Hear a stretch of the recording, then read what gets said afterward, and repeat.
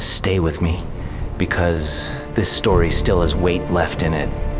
And you haven't heard the hardest truth yet. People. There was a phase where I thought I had figured it out. I thought once I stopped caring, the pain would disappear. But pain doesn't disappear just because you ignore it. It waits. It watches. And then it asks you one final question. Who are you when no one is clapping? That question haunted me. Because respect isn't tested when things are going well. It's tested when you're tired, when you're broke, when you're doubting yourself at 3 a.m., when nobody is checking on you, when nobody would notice if you quit. Those moments expose the truth. I remember dragging myself through days where motivation was gone. No fire, no excitement. Just discipline carrying a body that wanted to stop. And I realized something brutal. Most people don't fail because they're weak. They fail because they want respect before they earn it. Respect comes after endurance, after consistency. After you show the world you won't fold under pressure. I stopped expecting fairness. Life isn't fair. People aren't fair. And once I accepted that, I became dangerous. Got angry, dangerous. I stopped asking. I stopped asking and started asking, what now? That shift changed everything. When someone disrespected me, I didn't collapse inside anymore. I didn't internalize it. I analyzed it. Was it ignorance? Was it insecurity? Or was it a test? Because understand this, some people disrespect you to see how much you'll tolerate. They're measuring your boundaries, and every time you stay silent without strength, every time you laugh it off while it burns inside, you teach them how to treat you. So I rewired myself. I learned to respond, not react. I learned to be polite, not passive, firm, not emotional, calm, and not cold. That balance takes time, and it costs comfort. There were moments I walked away shaking inside. Moments my heart was racing, but my face was still. Moments I wanted to scream, but chose silence instead. That's growth no one applauds. People think confidence looks loud. It doesn't. Real confidence looks bored by disrespect. It looks unimpressed. It looks unbothered. And that energy changes rooms. Slowly, people stop trying me. Not because I threatened them, but because they felt something shift. Energy never lies. I also had to confront myself.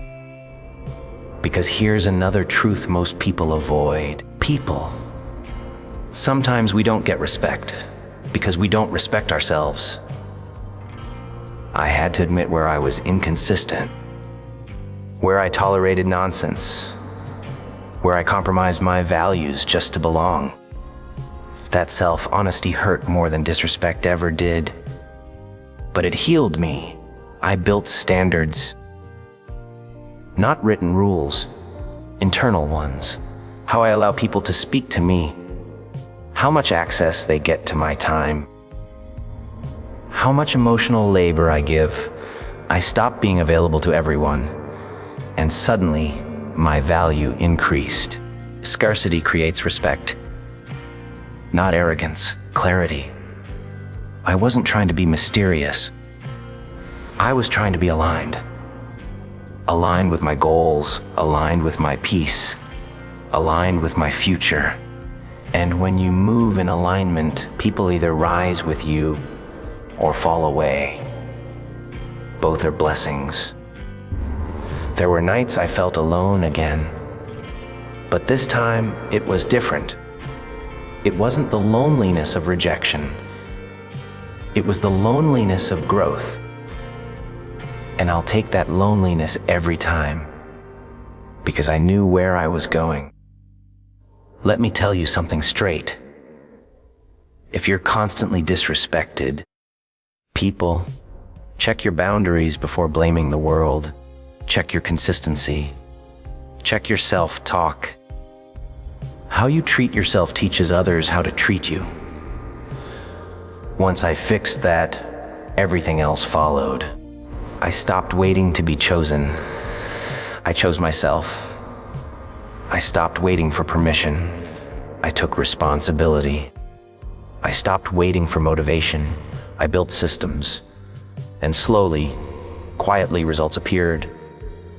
Not overnight, not magically, but undeniably. People who once dismissed me started respecting my time. My words carried weight. My presence shifted dynamics. And the funny part, I wasn't trying anymore. That's the paradox of respect. The moment you stop chasing it, it starts chasing you. Because respect recognizes strength, and strength recognizes itself. So if you're listening right now, feeling like the underdog, like the joke, like the one nobody takes seriously, good. That's raw material. That's where killers of mediocrity are made. Use this moment to harden your mind, to sharpen your habits, to raise your standards. You don't need to announce your comeback. Comebacks are loud on their own. Work in silence, move with purpose, protect your peace, and one day, you'll realize something powerful. You're no longer angry about disrespect, because it no longer reaches you. You outgrew it. And when that happens, when you finally stand rooted in who you are, respect won't be a question anymore. It will be a fact. So take a breath, straighten your back, and make a decision. From today onward, you don't chase respect. You become it.